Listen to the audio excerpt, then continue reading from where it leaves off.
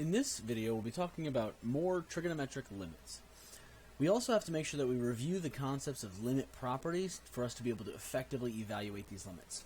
The first thing I'm going to do by looking at this limit is identifying the fact that this limit is the same thing as x approaches 0 of 1 over x times tangent of x. And the reason why I would write it this way is to emphasize the fact that I have to remember that my trigonometric properties still apply. Tangent of x can be written as the sine of x over the cosine of x. So now I'm rewriting it based on its algebraic manipulation.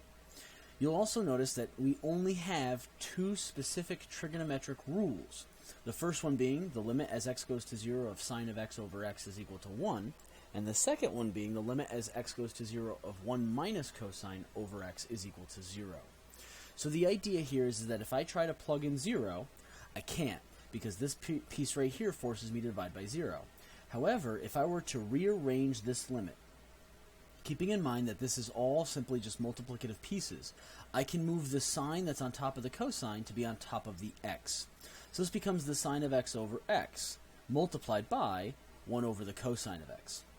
Now if I were to attempt to plug in 0, again I'm still dividing by 0 here, however, if I forcibly tear apart this limit to be the limit as x goes to 0 of sine of x over x times the limit as x goes to 0 of 1 over the cosine of x, what we can do instead is say, well, we know that this limit exists based on the limit property we have. That limit exists and it's equal to 1. So all we really have to worry about is if I were to try and plug in 0 here, am I dividing by 0? And the answer is no, because I get 1 over the cosine of 0, and if we recall from the unit circle, cosine of 0 is 1. So this limit overall is equal to 1. So now we have a rule for the tangent of x over x. As limit as x goes to 0 of this function, I end up with 1.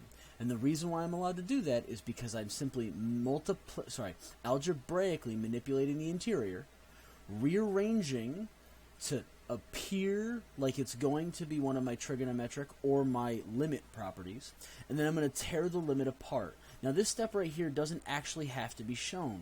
What really needs to be shown is that you understand that the limit as x goes to 0 of this thing goes to 1, and the limit as x goes to 0 of this thing goes to 1. And therefore 1 times 1 is 1. But it's important for you to at least write this in your notes so you can very clearly see that that is what I'm actually doing, is tearing apart this limit so that it's two separate limits. In this next example, let's go ahead and look at the limit as x goes to 0 of 5 times 1 minus the cosine of x over x. In this particular example, we'll recall that the property of 1 minus cosine of x over x should be equal to 0. So that means that this constant right here, which is a multiplicative piece on everything on top, can actually be pulled out of the limit because it's multiplied by everything on top and therefore everything in that fraction, providing me with 1 minus the cosine of x divided by x.